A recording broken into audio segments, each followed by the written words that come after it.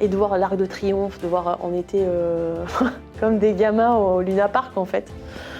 Et de voir que la patrouille de France te passe au-dessus de la tête avec ta petite chemise floquée, police municipale, ouais, ça marque. Tu penses à tes collègues, tu penses à Nice, tu penses aux collègues qui sont pas montés, tu penses aux collègues qui sont décédés, à Aurélie Fouquet, à Clarissa, à tout le monde, aux gens blessés, aux collègues blessés. Et puis après, tu penses à ta famille aussi, hein, qui va te regarder. Et puis là, il faut enchaîner, quoi. Et puis quand tu arrives en bas, tu dis c'est trop court, il faut qu'on remonte, il faut qu'on recommence. Bienvenue dans Défense Zone, votre podcast qui traite des questions de défense et de sécurité à travers des entretiens avec des militaires, des membres des forces de l'ordre, des personnalités politiques ou encore des entrepreneurs.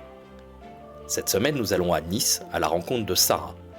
Entrée dans la police municipale il y a 20 ans, elle en a gravi tous les échelons pour devenir aujourd'hui chef de service. Elle reviendra sur son parcours, les moments marquants de sa carrière et l'avenir des polices municipales en France, qui représentent près de 24 500 agents répartis dans 4000 communes. N'oubliez pas de vous abonner au podcast et également à notre magazine papier en vous rendant sur notre site défense-zone.com ou en cliquant sur le lien en description de cet épisode. Nous vous souhaitons une bonne écoute. Bonjour, bienvenue dans ce nouveau podcast. Nous sommes aujourd'hui à Nice, à la direction de la police municipale, avec Sarah. Sarah, est-ce que tu peux te présenter, s'il te plaît ? Donc Sarah, je suis chef de service à la police municipale de Nice. J'exerce ce métier depuis le 1er octobre 2002. Voilà. Donc, avant ça, j'avais fait mes armes 2 ans auparavant en police nationale en tant qu'ADS. Et par choix, j'ai désiré rester dans ma commune d'attache pour le bien-être des administrés et des Niçois. Donc voilà, j'exerce ce joli métier depuis 20 ans. De ton parcours sur la police municipale sur ces 20 dernières années, ça s'est passé comment ? On va dire que je peux dire que j'ai vu une évolution notable dans le terme de prérogatives et en termes pas de légitimité, parce que légitime on l'a toujours été de par la loi Chevènement 99, mais le changement des mentalités, la perception que les gens ont de la police municipale de manière générale. Et comme je l'ai évoqué, j'ai fait un métier il y a 20 ans qui n'est plus du tout le même aujourd'hui, dans lequel on a dû tous s'adapter puisque les prérogatives ont changé, la société a évolué. Donc j'ai connu le jalonnement et aujourd'hui j'en suis à faire des interventions de tout genre, d'assistance aux personnes et de me retrouver sur un dispositif attentat tel que celui du 29 octobre de la Basilique. Alors on va revenir un peu sur les missions. Et donc aujourd'hui, tu es chef de service. Oui. Donc tu as commencé Gardien stagiaire.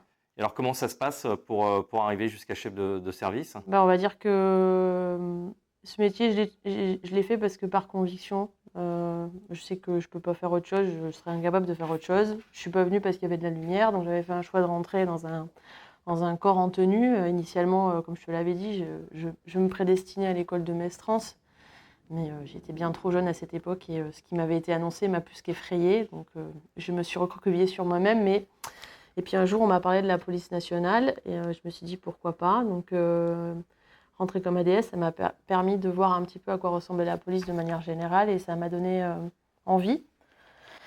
Et pendant ce parcours des 2 ans, on a eu la chance d'être engradé par un major qui avait à cœur de ne pas laisser les ADS en carafe puisque c'était des contrats de 5 ans et de nous faire passer tous les concours possibles et inimaginables. Et c'est comme ça que je suis arrivée en PM puisque ayant eu le concours police nationale et le concours police municipale, le choix était vite fait. Il n'était pas question que je remonte à Paris. J'avais déjà fait mes classes à Draveil. Donc niçoise de souche, je voulais rester chez moi. Et donc je suis rentrée comme jeune gardien stagiaire à la ville de Nice. Et puis le temps faisant, peut-être par la force du travail, j'ai passé tous les grades qui existaient en police municipale. Et puis un jour, le Graal, je suis reconnue par mes pairs et donc j'accède à la voie suprême qui est le chef de service, c'est-à-dire le poste d'encadrant. Et aujourd'hui, je me trouve à un poste de direction. Donc si tu veux, là aujourd'hui, concrètement sur ces 20 ans d'activité, je le dis souvent, maintenant que je suis chef de service, j'ai gagné les 6 numéros du loto et ma carrière, je la déroule en fait. Ça consiste en quoi le métier de chef de service ? Chef de service, c'est le leader, c'est encadrer des hommes et des femmes, c'est mettre en œuvre sur la voie publique, c'est gérer l'aspect opérationnel, leurs difficultés, les événements qui viendraient de manière inopinée se trouver sur la voie publique. de différentes manières. C'est aussi ne pas oublier de là où on vient, parce que être chef, c'est bien joli dans la bouche de quelqu'un, mais ça suffit pas d'être chef. Tu peux être chef, mais chef de toi-même, et du coup, tu es chef de personne. Donc je pense toujours, moi j'ai des valeurs de groupe, j'ai toujours eu l'esprit de cohèse, donc voilà, je pense que partager leurs difficultés de voie publique, c'est important quand on est à ce grade-là. Participer à leur effort de guerre, leur montrer qu'on est capable d'aussi mouiller le maillot, même si dans ma carrière, j'ai fait ce que eux ont fait. Donc j'essaye de ne pas oublier qui je suis et d'où je viens pour ne pas perdre l'essence même du travail. Voilà. Alors on va un peu parler de la police municipale de Nice. Elle est organisée comment cette PM? La police municipale de Nice, c'est une belle PM pour plein de raisons. La première, parce qu'il y a une volonté très forte politique de la dynamiser, de la structurer et de lui apporter les outils technologiques nécessaires à son évolution. Elle a une force, c'est qu'elle a une pluralité d'effectifs, comme on avait déjà échangé, sur des origines d'agents qui viennent de toutes parts. On a beaucoup d'anciens militaires, bien évidemment, qui après une longue carrière, décident de s'investir dans une police municipale et de venir notamment à Nice. On a des gens qui viennent de la gendarmerie, on a des gens qui sont du civil et qui, après avoir vu les attentats, décident de passer un concours et de s'investir aussi en police municipale, et notamment à Nice.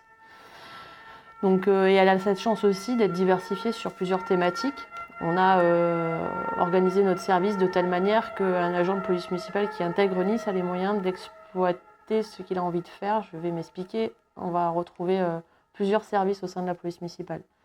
On a les groupes un peu plus opérationnels. On va dire pas que c'est plus offensif, mais en tout cas qui vont travailler sur une thématique un peu plus offensive, puisqu'ils vont répondre aux besoins de la salle sur diverses thématiques, diverses et variées.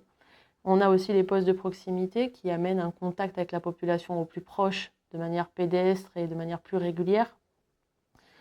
Et dans toutes ces unités, on va retrouver des gens à vélo, des gens en scooter, des gens en moto, des gens qui font la nuit, la brigade équestre également. Il y a toutes ces spécificités. On a aussi des gens qui sont volontaires pour faire tout ce qui est fourrière. Alors ça peut paraître ingrat, mais heureusement qu'ils sont là. Donc qui assurent aussi les besoins de toute la période de manifestation qu'on a sur toute l'année. Donc, et on a évidemment le centre de supervision urbain où on va retrouver les opérateurs et également la vidéo avec des agents hyper aguerris derrière leur caméra qui permettent des fois d'identifier les auteurs de délits graves. Donc c'est la force de Nice, hein, c'est aussi d'avoir cette pluralité d'agents, cette diversité du métier, mais aussi un emplacement géographique qui n'est pas anodin avec cette belle baie des Anges et puis les hauteurs de Nice. Alors, ouais, ça, on va y revenir. Alors, justement, là, tu parlais de la diversité des gens. C'est quoi le profil du policier municipal en général, à Nice peut-être en particulier? Est-ce qu'effectivement, on retrouve que des anciens de police, gendarmerie, armée, ou il y a quand même des gens qui sont des purs produits, comme toi, de l'APM, même si tu as fait un petit passage en police nationale? Oui, on en a des purs produits PM, mais en fait, ce que je tends à dire, c'est qu'en fait, il n'y a pas de profil vraiment défini en police municipale. Tout le monde a sa place. Pas besoin, comme je disais, d'avoir non plus que des super-héros. La police municipale, c'est un ensemble de personnes, en fait, qui fait la police municipale. Et c'est sa force, justement, par la différence du parcours de chacun, d'arriver à avoir un effectif aujourd'hui assez conséquent et qui est en capacité de répondre aux besoins immédiats, comme ça s'est passé le 14 juillet, comme ça s'est passé au 29 octobre, et comme ça s'est passé sur la tempête Alex, où les agents, parce qu'ils se sentent engagés, se sont mobilisés de manière spontanée. En police municipale, qui donne les ordres? C'est le maire? Oui, c'est le maire qui donne ses lignes directives, hein. Il trace une route et derrière, le premier adjoint fait de même et transite l'information à la direction de la police municipale, bien évidemment. Parce que c'est quoi la différence entre une police municipale et une police nationale? Surtout qu'en plus, vous côtoyez, enfin, il y a de la police nationale sur Nice. Alors, quelles sont les différences La entre les deux? différence, elle va se jouer sur les aspects juridiques et administratifs, hein. Nous, notre responsable, c'est le maire, hein, via son premier adjoint délégué à la sécurité. Après, l'aspect juridique, bien évidemment, puisque nous, on est APJ 21 et chez eux, ils sont APJ 20. Mais APJs? APJ, ils sont APJ 20. Qu'est-ce que ça veut dire? Ils ont une qualification au-dessus de la nôtre qui permet donc le contrôle d'identité et certaines relevés d'infractions qu'aujourd'hui le législateur ne nous a pas donné, notamment en matière de stupéfiants par exemple. Ils peuvent verbaliser la détention de stupéfiants alors que nous on ne peut pas le faire. L'alcoolémie, pareil, quand elle devient contraventionnelle, on n'est pas aujourd'hui en capacité de la verbaliser. Donc si le cas se présente, quand on arrive dans les services de police nationale, on trouve un collègue police nationale qui procède à la verba. C'est toutes des petites aspérités du métier qui font la différence au niveau juridique. Maintenant, en termes de voie publique, proprement dit, il n'y a pas vraiment de différence parce qu'aujourd'hui, la police municipale, dans la largesse de son métier, effectue les mêmes missions et de manière des fois en collaboration avec la police nationale. Donc en fait, il y a une espèce de fluidité entre les forces étatiques et nous-mêmes. Donc il n'y a pas de... Ça ne met pas de frein, en fait, puisqu'on connaît très bien notre cadre légal, on sait très bien comment on doit mettre en œuvre et travailler. Et les policiers nationaux aujourd'hui qui travaillent sur Nice connaissent bien les policiers municipaux et connaissent aussi leur statut et leur cadre. Donc en fait, tout s'imbrique bien sur la voie publique sans difficulté. C'était un peu justement ma prochaine question. Comment se passent les relations ? Vous n'avez pas le même système de commandement, vous n'avez pas forcément les mêmes prérogatives. Comment on travaille ensemble et quelles sont les relations que vous avez, vous, ici, avec la nationale ? De manière générale, ça se passe très bien. Après, évidemment, on a des couacs sur voie publique, mais ça reste du domaine de l'humain, de l'individu, en fait. Mais de manière générale, c'est coordonné. Alors, peut-être qu'on dirait... J'en rigole parce que j'ai l'expérience voie publique... Ça jalouse des fois un petit peu, parce que des fois, c'est un petit peu la course à l'échalote, mais ça reste bon enfant. Après, non, ça fonctionne bien, parce qu'aujourd'hui, l'un et l'autre, on a besoin des uns et des autres, en fait. Et on s'en est rendu compte sur des événements graves. Donc, il n'y a pas de difficulté avec ça aujourd'hui. L'idée, c'est de répondre le plus rapidement possible aux besoins des administrés. Et quand on a un appel au secours... Peu importe qu'on soit police nationale ou police municipale, il faut arriver et donner satisfaction et aider les gens qui en ont besoin. Tu parlais des événements graves qui ont eu lieu à Nice, donc les deux attentats. Quel a été le rôle de la police municipale à ce moment-là ? On va dire que si je reprends le 29 qui est le plus proche, il est prépondérant puisqu'il est... déterminant puisqu'il stoppe la progression du terrorisme ce jour-là. Et dans l'action concomitante de nos camarades qui pénètrent dans cette basilique, on a un dispositif très rapidement qui se met en place pour la police municipale. Bien évidemment, la police nationale a adapté aussi le sien, bien évidemment, puisque ça va de pair. Et tout de suite, on a déployé des effectifs sur la commune en sécurisation de tous les endroits un peu sensibles et stratégiques, comme les centres commerciaux, les églises, parce qu'il y avait la basilique qui se passait, effectivement. Mais tout de suite, il a fallu être très réactif pour cibler les endroits où on aurait pu avoir derrière un surattentat. Voilà. Donc ça a été le rôle des agents ce jour-là. Je dirais même que j'ai reçu pas mal de SMS quand moi je suis arrivée sur place, d'agents qui étaient prêts à venir de manière spontanée. Il a fallu même canaliser les ardeurs puisqu'on ne voulait pas se laisser déborder. On voulait arriver à organiser de manière correcte la prise en charge de tous ces sites. Et voilà, la police municipale, elle est comme la police nationale. Aujourd'hui, il y a un coup de feu, on a besoin de tout le monde sur le terrain et tout le monde est présent. Alors pour rappel, cet attentat, donc il y avait un terroriste qui avait pénétré dans une basilique de Nice sur un axe très important de la ville. Ce sont les policiers municipaux qui l'ont neutralisé. C'est la première fois que la police municipale en France se retrouve primo-intervenante et neutralise un individu sur un attentat terroriste. Moi, je crois bien, oui. Donc, ouais, je crois bien que c'est le cas. Donc, ça peut. Enfin, moi, ça me fait sourire, mais c'est pas la situation qui me fait sourire. C'est que ça fait des années que j'entends les anciens dire les policiers municipaux, on est toujours primo-intervenant. Un jour, il arrivera quelque chose. Et effectivement, c'est arrivé. C'était quelque chose. Pas qu'on savait parce qu'on ne veut jamais y croire vraiment, mais au final, le fait, ce maillage territorial, l'occupation de la voie publique, la présence permanente, les policiers municipaux de Nice, ils se sont retrouvés à un endroit stratégique où, par leur courage et leur action déterminante, ils ont pu stopper l'action du périple meurtrier de cet individu. Parce que s'il était sorti de la cathédrale, j'ose imaginer qu'il aurait continué ce qu'il avait commencé à faire au sein de l'Église. Alors, on avance un petit peu là-dessus. On parle beaucoup de l'armement des policiers municipaux.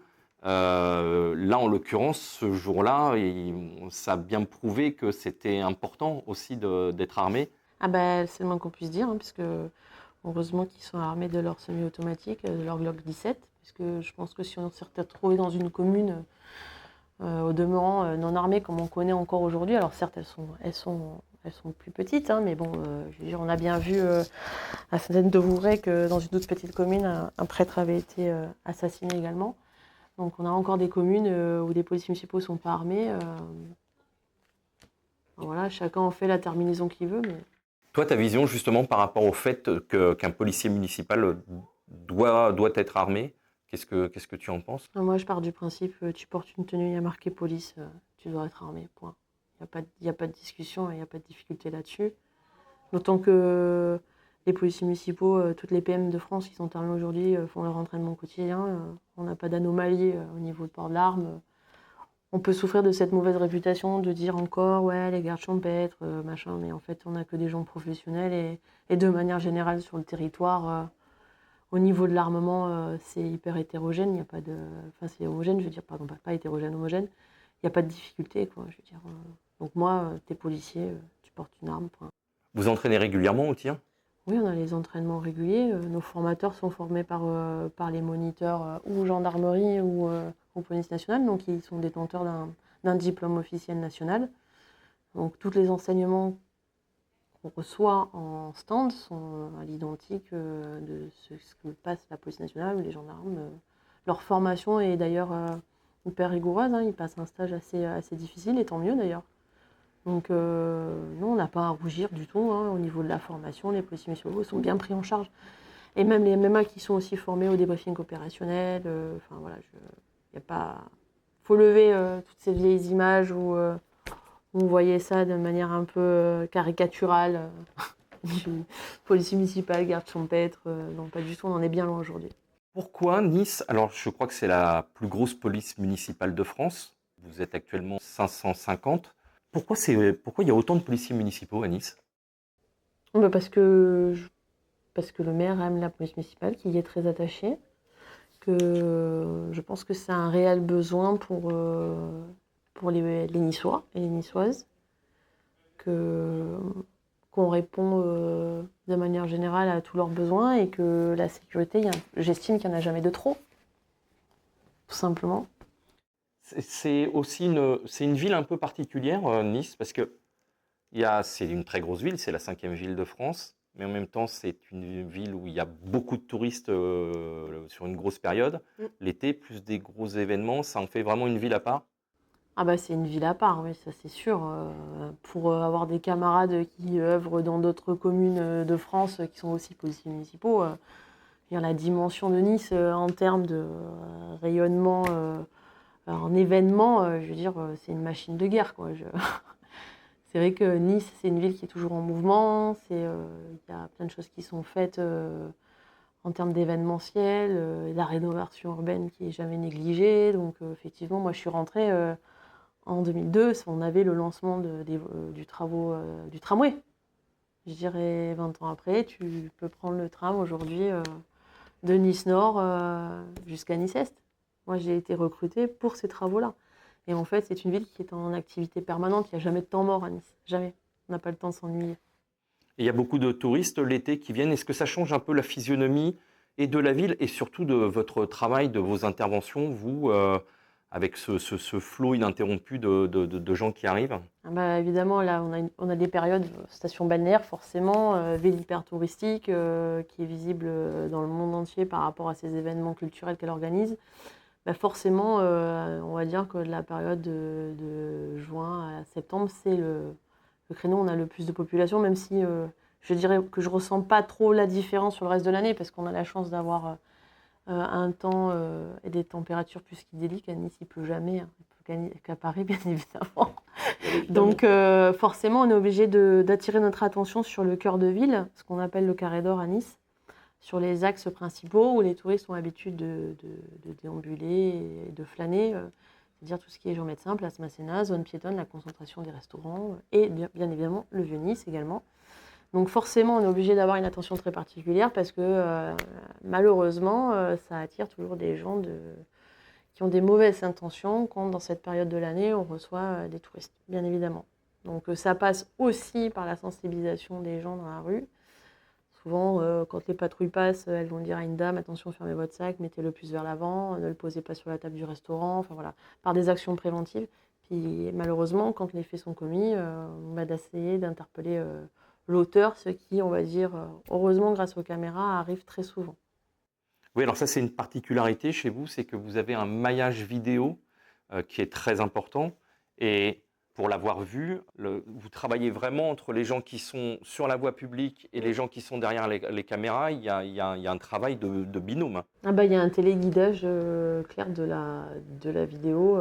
Et puis, je vais revenir aussi toujours à moi, parce que moi je suis rentrée, il n'y avait pas ce système vidéo.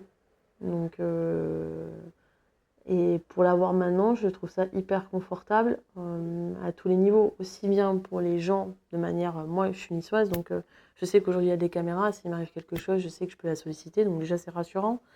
En tant qu'agent, puisque maintenant, sur la description, les descriptions de fuite et autres, ça nous facilite énormément la tâche. Il faut dire qu'on a des agents qui sont hyper aguerris et qui manipulent très bien l'outil vidéo. Et ça permet de résoudre de belles affaires. Ça permet aussi à la police nationale, dans le cadre de leur investigation, de remonter des informations qui ne sont pas négligeables pour leurs enquêtes aussi, parce que ça, il ne faut pas l'oublier, hein. Ils sont très souvent dans nos locaux pour les utiliser. Donc ouais, la vidéo, c'est un outil majeur. Et puis c'est rassurant aussi pour nous, en tant qu'agent voie publique, de savoir qu'on a des yeux qui nous observent et qu'en cas de difficulté, si on n'est pas en mesure de pouvoir demander des renforts parce qu'à un moment donné, on est dépassé, on sait qu'on a les copains qui sont à la vidéo, qui prennent la main et qui sont en capacité de nous diriger des renforts en cas de difficulté. Donc non, c'est un vrai confort que d'avoir une vidéo. Le système de vidéosurveillance appartient à la police municipale. À la mairie, oui. Et donc, c'est la police nationale qui vient récupérer des images. Alors, la différence, en fait, parce que les images, c'est quand même très réglementé. On ne peut pas en faire ce qu'on veut non plus. Tout le monde ne monte pas la vidéo pour s'amuser à regarder les caméras. Et tous les opérateurs qui sont devant les caméras ont des autorisations qui ont été données en préfecture. D'accord, ils sont identifiés pour la police nationale. Après, il y a un cadre légal d'utilisation des vidéos parce que, pour pouvoir les récupérer, il faut faire des réquisitions par un officier de police judiciaire qui transite par chez nous et où on permet l'exploitation, en tout cas la récupération des images. Voilà.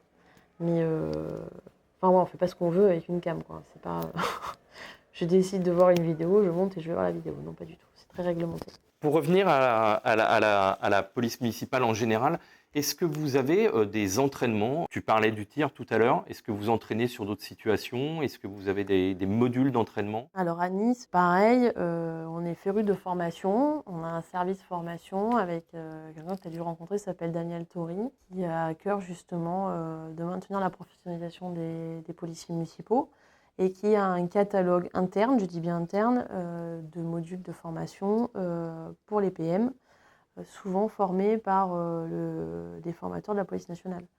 Donc dans les grandes lignes des thématiques, parce que les intitulés propres, je ne les connais pas par cœur, mais on va retrouver tout ce qui est formation, attentat, où on va les sensibiliser justement à ce qu'est un attentat et on va les entraîner avec de l'AFX dans un espace clos à de la progression tactique.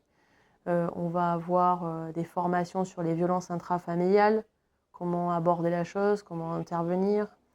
On va avoir des formations sur la fraude documentaire pour qu'ils puissent détecter les faux documents. On va avoir des formations de synergologie pour identifier les comportements suspects et éventuellement dangereux. Voilà, on a tout un panel de formations, je dois en oublier, qui sont par la police municipale de Nice, qui forment leurs agents.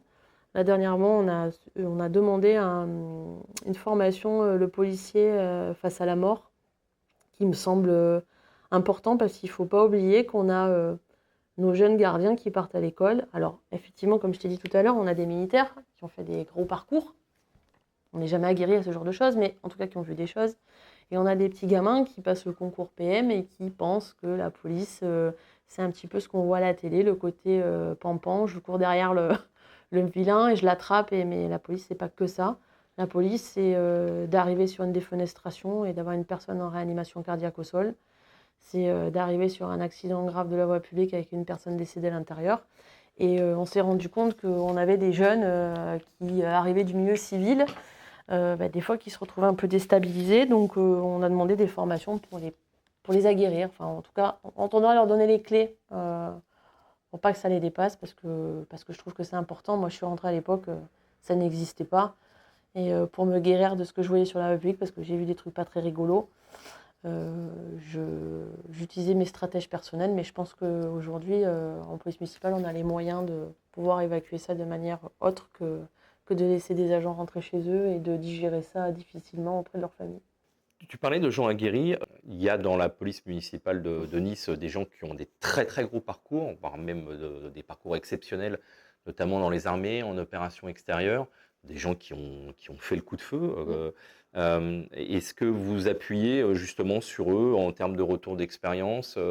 Est-ce qu'ils retransmettent cette expérience naturellement?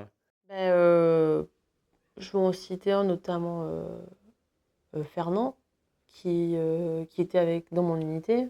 C'était quelqu'un avec qui j'ai changé beaucoup, en fait. Parce que sur la manière d'intervenir, on parle de triangulation, tout ça. Donc je lui demandais un petit peu des fois comment lui travaillait dans son corps d'origine. Voilà, donc on parlait beaucoup de ça. Et pour en revenir à d'autres qui ont fait des campagnes très lourdes aussi, notamment le célèbre Zouzou, que j'apprécie énormément. On avait beaucoup échangé après le 14 juillet. Et c'est vrai qu'il avait dit quelque chose qui était très vrai. Bon, lui, il a son parcours militaire, bien évidemment, qui lui appartient. Mais nous, on n'était pas prêts à voir ce qu'on a vu, parce que c'est des scènes de guerre. Et l'idée, c'était vraiment d'être dans cette dynamique, de pouvoir échanger, de faire parler les gars, et d'avoir ces personnels référents qui ont ces gros parcours. Ça peut aider certains de nos collègues qui ont vécu des moments très difficiles. Et là, je parle d'attentats ou d'événements un peu, on va dire, tout aussi graves, mais qu'ils auraient pu rencontrer. De pouvoir un peu évacuer les patates qu'ils ont sur le cœur, des fois ça fait du bien, quoi. Mais c'est pas toujours facile, parce que comme un policier n'est jamais faible, et dire que ça va pas, c'est être faible, c'est encore quelque chose de compliqué chez nous. Est-ce que vous avez des relations avec d'autres polices municipales? Est-ce que vous échangez? Dans la mesure du possible, quand la direction, je parle au niveau direction, réfléchit à certaines choses, c'est arrivé, oui, sur certaines procédures, où ouais, il y a des inter-échanges, mais là, ça touche plutôt au domaine du directeur administratif qui échange avec d'autres communes. Ça peut être Marseille, ça peut être Toulouse, ça dépend Alors, on est toujours curieux de savoir quand il y a une police qui se modernise, on va dire, ou qui est un peu avant-gardiste. On essaye un petit peu de savoir un peu leur organisation, ouais, on échange un peu là-dessus, mais c'est surtout le directeur administratif qui s'occupe de ça. Il y a d'autres polices avant-gardistes, parce qu'on parle quand même beaucoup, beaucoup de la police de Nice. On va dire qu'en termes d'organisationnel, tu as quand même le Lyon, à un moment donné, qui s'était pas mal structuré. Alors, on ne parle pas d'équipement, c'est la structuration propre du commandement, comment ils déployaient leurs effectifs. C'est toujours instructif de savoir comment les autres font, pour savoir si notre mise en place est mieux ou pas du tout, parce que des fois, on peut avoir la prétention de dire qu'on est parfait. Donc, puis il ne faut pas rester en vase clos comme ça. C'est bien des fois d'avoir inter-échange. On a reçu récemment une directrice d'une autre PM, d'une grosse PM, et elle était quand même vachement impressionnée de l'organisation de Nice. Donc effectivement, c'est vrai qu'aujourd'hui, je pense que Nice a le leadership là-dessus. Mais je sais qu'on s'intéresse toujours un petit peu des organisations des communes de taille similaire de la nôtre. Parce qu'effectivement, une toute petite commune, malheureusement, elle ne peut pas arriver à faire ce que nous, on fait. Mais aujourd'hui, sur le business police municipale, on va dire que c'est Nice qui a le leadership. Tu en as déjà un petit peu parlé tout à l'heure. Fort de ton expérience, la police municipale évolue. Comment tu l'as vu évoluer et comment tu la vois évoluer pour la suite? Moi, je l'ai vu évoluer. Je vais la synthétiser très simplement. Je faisais beaucoup de jalonnement, et quand je contrôlais des gens, ils me disaient que je n'avais pas le droit de contrôler. Parce que j'étais policier municipal. Aujourd'hui, ça va à 100 à l'heure. Je me mets dans un véhicule, c'est gyro de ton, t'es une balle de ping-pong, tu vas à droite, à gauche, parce que y a des besoins permanents. Bien évidemment que quand je contrôle aujourd'hui, cette question, je ne l'entends plus. On ne me la fait plus la remarque. Ce que je vois, c'est qu'aujourd'hui, on ne peut plus faire sans la police municipale. Parce que la police municipale, elle apporte ce qu'aujourd'hui la police nationale, par manque d'effectifs peut-être, n'arrive plus à faire. Parce que même si on est très axé sur le côté interventionniste, on a gardé cette dominante de proximité. Et je trouve que c'est hyper important. Moi, quand je vois mes collègues descendre de la voiture, prendre le temps de discuter avec les gens, ça n'a pas de prix en fait. Aujourd'hui, malheureusement, les services étatiques, ils n'y arrivent plus. Parce qu'ils n'ont plus le temps, parce qu'ils n'ont plus l'effectif, et puis peut-être parce qu'ils sont un peu usés. Les policiers municipaux, cette force qu'ils ont, c'est qu'ils travaillent pour leur ville. Ils sont sur leur territoire. Donc, discuter avec le boulanger ou la mamie qui passe par là, qui vous dit un mot gentil, ça donne envie de discuter avec, en fait. Et ça, c'est notre force. Et je pense qu'aujourd'hui, on peut plus faire sans parce qu'on a besoin de ça sur la voie publique. Il y en a vraiment besoin. Les gens, en fait, ils ont besoin d'être au contact de la police. Je pense que globalement, les gens aiment la police, mais ce qu'ils ne veulent pas de la police, c'est une police qui est loin d'eux, qui est inaccessible. Les Français, ils sont attachés à une police de contact.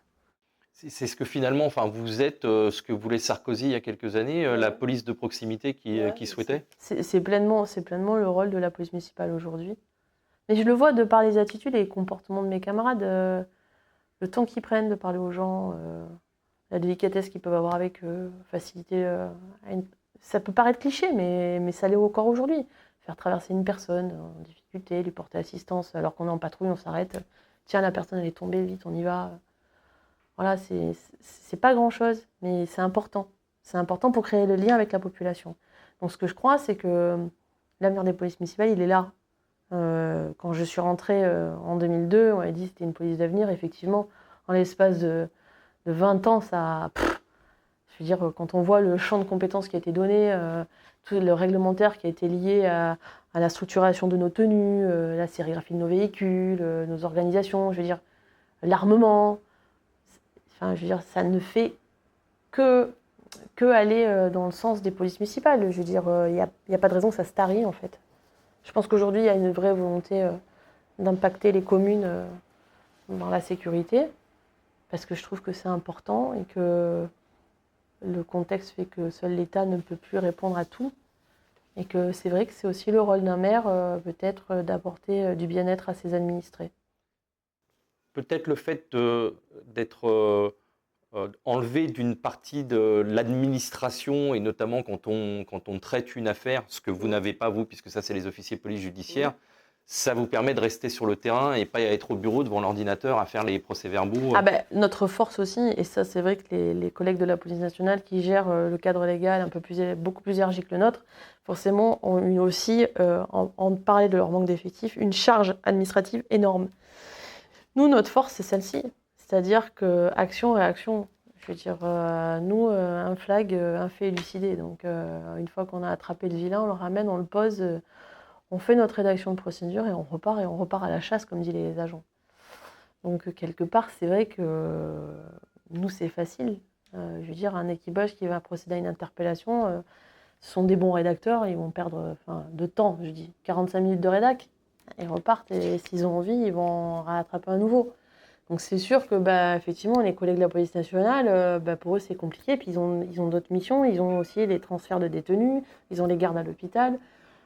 Donc voilà, puis quand ils font une affaire, ils ont pas mal de procédures à rédiger, alors que nous, c'est vrai qu'à ce niveau-là, on a plutôt le bon rôle. Est-ce que il y a des cités un petit peu difficiles aussi sur Nice? On parle toujours de zones de non-droit ou de zones où ne va plus la police. Vous y allez, vous, dans les cités? C'est une volonté du maire de avoir prévu la convention d'ouverture des QRR pour la police municipale. Le maire a bien dit qu'il n'y avait pas d'endroit où la police municipale n'irait pas. Donc aujourd'hui, on y va. Voilà. Alors, on va dire que sur certains QRR... Alors QRR, ça veut dire quartier de reconquête républicaine. Souvent, on demande l'assistance de la police nationale. Alors, dans la mesure du possible, on y va avec eux, et quand c'est pas faisable, on fait. Il y a des territoires où il faut, je pense, maintenir la présence. Il ne suffit pas juste d'y aller pour interpeller, mais d'être présent, de montrer qu'on est là. Parce qu'en fait, on s'est rendu compte que tout ce qu'on voit à la télé, c'est une guerre de territoire pour eux. Hein. Ils ont l'impression que c'est leur espace et qu'on n'a rien à y faire. Et je pars du principe qu'effectivement, il faut montrer que leur espace, c'est aussi le nôtre, tout simplement. Et quelque part, effectivement, on a des fois des difficultés avec les jeunes de quartier qui se refusent à notre présence. Mais on va dire que moi, j'ai eu cette impression que cette identité, le fait de s'identifier sur ces territoires et de faire connaissance avec eux, même des fois de manière un peu abrupte, parce que forcément les prises de contact ne sont pas toujours les bonnes, hein, mais des fois ça peut attirer chez certains le respect. Et dans des cas de situation grave où ça pourrait déraper, j'ai déjà vu des gamins qui nous avaient vus au préalable et qui vont jouer les pacificateurs en disant « Ah mais non, mais eux, ils sont sympas, ils sont venus déjà. » Et on va dire que sur une situation, ça peut amener du bon. Voilà. Et vous considérez comme niçois? Ouais, je pense que là, non, même pas. Là, sur ces territoires-là, il n'y a même plus de niçois ou de... Non, c'est plus à l'individu, en fait. Et c'est vrai que comme nous, on essaye d'être au contact... Je dis pas que c'est plus facile pour nous que la police nationale, parce qu'en police nationale, sur certains secteurs, les collègues, ils savent aussi taffer dans ce sens-là, mais bon, à Nice, ils sont pas surpris de voir des policiers municipaux dans les quartiers, quoi. Là, justement, le contact en général du public avec la police municipale, est-ce que les gens font la différence? Non, ils le font plus du tout. Il y a des années en arrière, ils arrivaient à dire police municipale, police nationale. Maintenant, quand tu interviens et qu'ils te disent « Oui, on a appelé la police », mais qui, la police municipale? Je sais pas, ils s'en foutent. Eux, ce qu'ils veulent, c'est une réponse. Que tu viennes avec ton maillot bleu foncé ou que ce soit les collègues de la police nationale avec leur chemise blanche, pas d'importance. Il faut qu'il y ait une réponse. Ils ont besoin. Donc, je trouve que les policiers municipaux, en 20 ans, ils sont complètement intégrés au paysage urbain en termes de sécurité. En tout cas, à Nice, nous, on n'en ressent pas la difficulté du tout, quoi. En aucun cas. Et comment elle va évoluer, d'après toi, cette police municipale, ici, ailleurs, enfin au niveau national? On va vers quoi et qu'est-ce que voudraient les policiers municipaux? Bah déjà, ce qui est sûr, c'est que nous, en 2025, on a la livraison de l'hôtel des polices Saint-Roch. Qu'est-ce que ça va être? Bah, ça va être la mutualisation des locaux. On va se retrouver dans le même bâtiment que nos collègues de la police nationale. Donc, avec des espaces pour la police nationale et la police municipale. Et la centralisation des effectifs sera ici. Du peu que j'ai pu voir, c'est un très beau projet. Et ça va placer aussi les policiers municipaux, au même titre que les policiers nationaux, à pied d'égalité. Eux, ils vont se retrouver avec des locaux dignes de ce nom qu'ils demandent depuis très longtemps. Et nous également, mais en plus, on sera sur un quasiment même pied d'égalité, puisque les forces de sécurité de Nice seront placées là-bas.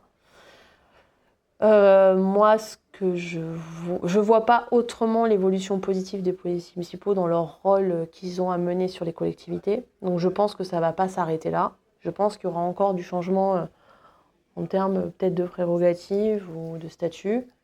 Maintenant, ce que les policiers municipaux ils veulent aujourd'hui, c'est une vraie reconnaissance de leur métier. Alors nous, à Nice, on n'a pas à en souffrir parce qu'on a un maire et un adjoint qui sont très impliqués là-dessus et qui connaissent très bien le dossier. Mais au niveau national, les policiers municipaux, ils ont besoin d'une reconnaissance et elle passe aussi par leur reconnaissance statutaire. C'est-à-dire cette intégration de primes police dans leur salaire, toutes des petites choses où il faut revoir à un moment donné. L'argent, c'est le nerf de la guerre, hein, parce que quand on voit Clarissa Jean-Philippe qui a été abattue par Koulibaly, quand on voit Aurélie Fouquet et d'autres qui, toutes les années où on a des collègues blessés en intervention, n'ont pas la reconnaissance salariale du métier qu'ils effectuent aujourd'hui. On demande beaucoup aux policiers municipaux, mais derrière, aujourd'hui, au niveau salarial, c'est pas le cas. Donc, la chance qu'à Nice, c'est la maire très engagée sur le statut des APM, parce qu'il le connaît par cœur, premier adjoint également. Donc, j'espère que ça ira dans le bon sens et je le crois. Voilà. Je pense qu'il faut encore un peu de temps parce que, mais évidemment, c'est une police qui est jeune et qui a évolué vite. Donc, mais moi, je suis d'un tempérament plutôt optimiste. Moi, je vois toujours la bouteille à moitié pleine plutôt qu'à moitié vide. Donc, Tu parlais à l'instant du maire de la ville, Christian Estrosi. Est-ce que la police municipale, est-ce que vous le ressentez, vous, de temps en temps, d'être un instrument politique pour le maire, puisque c'est effectivement un outil qui fonctionne. On sait qu'aujourd'hui, les thématiques de sécurité sont des thématiques centrales en fait dans l'esprit des citoyens. Est-ce que vous avez l'impression d'être utilisé par le maire pour qu'il mette en avant un programme politique ou autre, ou est-ce que pas du tout, enfin vous le sentez pas comme ça? Franchement, peut-être que les gens qui écouteront, ils vont dire oui, elle est rattachée au maire, mais pas du tout en fait. Je sais que le maire, pour l'avoir vu à plusieurs reprises, le maire, il aime la police. Mais il l'aime vraiment. Et il manque pas de le témoigner à chaque occasion. Tu vois, quand tu as un fonctionnaire qui est blessé, et moi aussi ça a été mon cas, quel maire appelle son agent blessé pour savoir comment il va? Maire de la 5e ville de France, ministre, qui prend le temps de se soucier de l'état de santé de son agent. Donc oui, probablement qu'il y a aussi des raisons politiques, mais je pense pas. Moi, je le vois plus comme une bonne coordination. On doit faire vivre Nice, on doit rendre service aux citoyens. Lui, il a son rôle de maire, il a des impératifs qui sont liés à sa fonction, et nous, on est là pour l'aider à mettre en œuvre, tout simplement. Bon, alors on va parler d'un petit événement que tu as vécu, toi, l'année dernière, c'est le 14 juillet. Ah ouais. Qu'est-ce qui s'est passé le 14 juillet en 2021? Tu vois, rien que d'en parler, j'en ai encore presque les larmes aux yeux. Bah écoute, le 14 juillet, j'ai eu l'immense honneur de défiler sur les Champs-Élysées. Et ouais, je suis encore vachement émue d'en parler. Ouais. C'est un moment magique. Alors comment ça s'est passé? Vous avez été désigné, donc c'est la première fois qu'une police municipale descend les Champs-Élysées. Ça fait quoi déjà quand on apprend qu'on va... Bah en fait, j'ai reçu un appel pour me dire Sarah, la PM de Nice va défiler au 14 juillet. Donc j'étais chez moi, je fais ah ouais. Et peut-être parce que je suis assez discrète là-dessus, je me suis pas tout de suite mis en avant en disant je veux y aller parce que j'attendais de savoir comment ça allait se procéder. Et on m'a dit mais vous aimeriez pas défiler le 14 juillet? Bah, je dis si, c'est un rêve de gamine. Hein. Je veux dire, j'ai pas fait l'armée.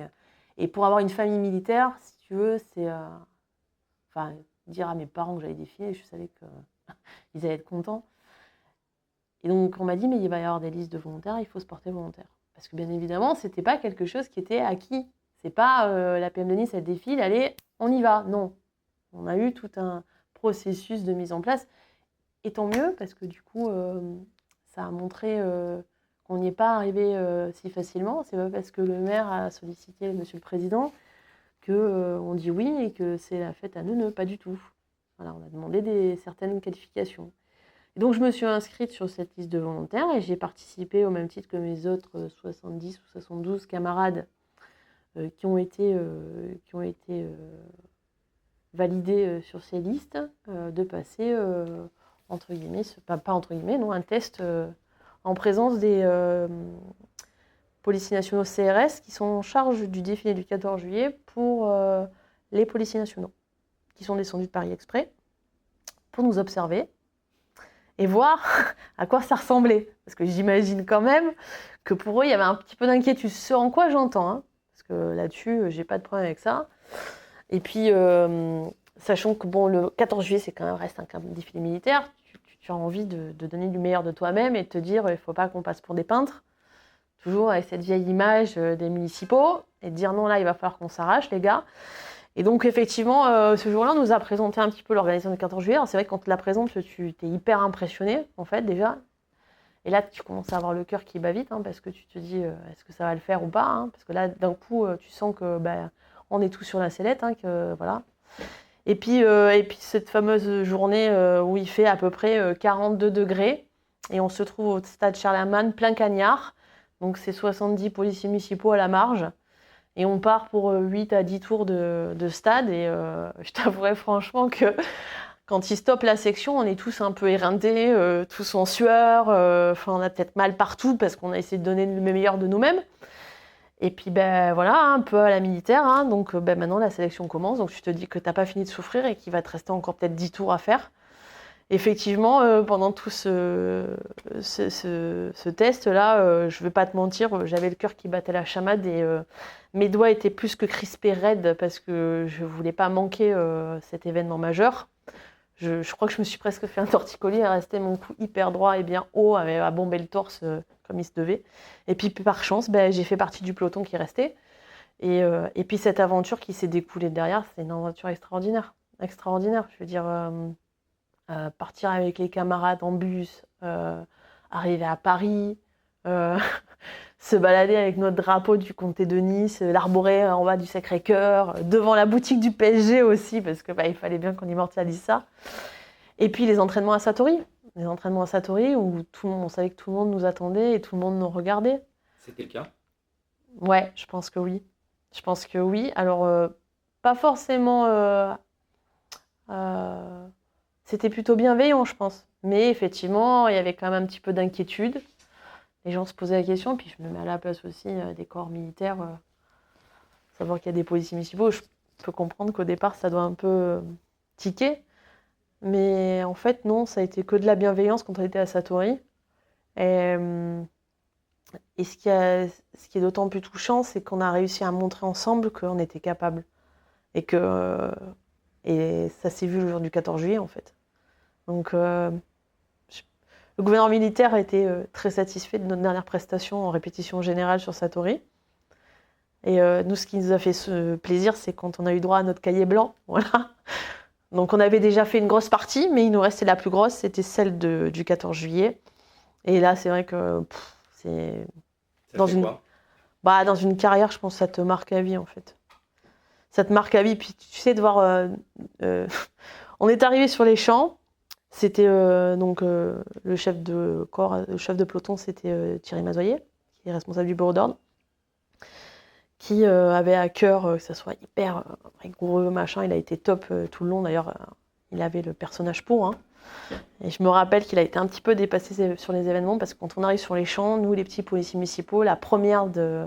de toute façon, on sera les premiers à jamais, d'ailleurs. Et de voir l'Arc de Triomphe, de voir... On était comme des gamins au Luna Park, en fait. Et de voir que la patrouille de France te passe au-dessus de la tête avec ta petite chemise floquée, police municipale, ouais, ça marque. Tu penses à tes collègues, tu penses à Nice, tu penses aux collègues qui ne sont pas montés, tu penses aux collègues qui sont décédés, à Aurélie Fouquet, à Clarissa, à tout le monde, aux gens blessés, aux collègues blessés. Et puis après, tu penses à ta famille aussi, hein, qui va te regarder. Et puis là, il faut enchaîner, quoi. Et puis quand tu arrives en bas, tu dis c'est trop court, il faut qu'on remonte, il faut qu'on recommence. Bon, donc c'est un des gros souvenirs de ta carrière? Ah ouais, je crois que ça passe au-dessus. Ouais, franchement, ouais. Ouais. Moi qui suis hyper attachée à l'uniforme, à la couleur, tu vois. Ah non, le 14, c'est... Ouais, non, ça sera dans ma tête toute ma vie. Puis, comme je t'ai dit, à jamais les premiers. Pour terminer, qu'est-ce que tu pourrais donner comme conseil à quelqu'un qui souhaiterait rentrer dans la police municipale? Qu'est-ce qu'il faut être, à quoi faut penser, comment faut se... Je pense que pour faire ce métier, il faut aimer les gens. Il faut aimer tout simplement les gens. Parce qu'en fait, on a cette vieille image des policiers, de manière générale, je parle, hein, qu'on est là juste pour verbaliser. Oui, ça fait partie intégrante de notre travail. On est là aussi pour réprimer, c'est normal. Mais il faut aimer les gens. Il faut savoir les aider, il faut savoir les écouter. Quand il y a une difficulté... faut y aller de suite parce que ça fait partie du service public, être à disposition de la population. Et pas dire, il est 19h, faut que je rentre, hein, parce que moi je suis fatiguée, on m'attend. Non. C'est 19h, mais si t'as pas fini, il faut continuer parce que s'il arrive un pépin, si on t'appelle, s'il y a une femme en détresse, s'il y a un gamin perdu, enfin voilà, c'est de l'engagement en fait. C'est de l'engagement. Donc il faut savoir, faut aimer les gens, faut être disponible. Voilà, faut aimer l'esprit de cohèse.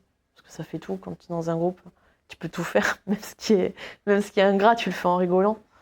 Puis moi, j'ai pas l'impression, ce boulot, j'ai pas l'impression que c'est un vrai boulot. Ça peut paraître, je travaille, hein, je fais mes heures, attention. Hein. Mais même quand j'étais en brigade, en fait, j'étais avec une bande de potes. J'ai toujours été avec une bande de potes. Donc c'est que du plaisir. Alors c'est vrai que des fois, il y a des mauvais côtés, c'est évident. Il y a des fois où tu es plus fatigué, il y a des fois où tu es plus usé, tu es plus... Voilà. Mais de manière générale, moi j'avais l'impression d'être avec des potes et quand je posais mes vacances, ça me manquait. Et ça me manque toujours d'ailleurs. Donc même si je suis à la direction aujourd'hui, des fois je suis contente de reprendre le travail. Parce qu'il y a des têtes qui me manquent. Sarah, merci beaucoup. Merci à toi. Merci d'avoir écouté cet épisode jusqu'à la fin. S'il vous a plu, partagez-le autour de vous et abonnez-vous au podcast pour ne pas rater les prochains. Défense Zone, c'est aussi un magazine en ligne et en version papier disponible sur le site internet défense-zone.com. Rendez-vous en description pour plus d'informations et à très vite pour un prochain épisode.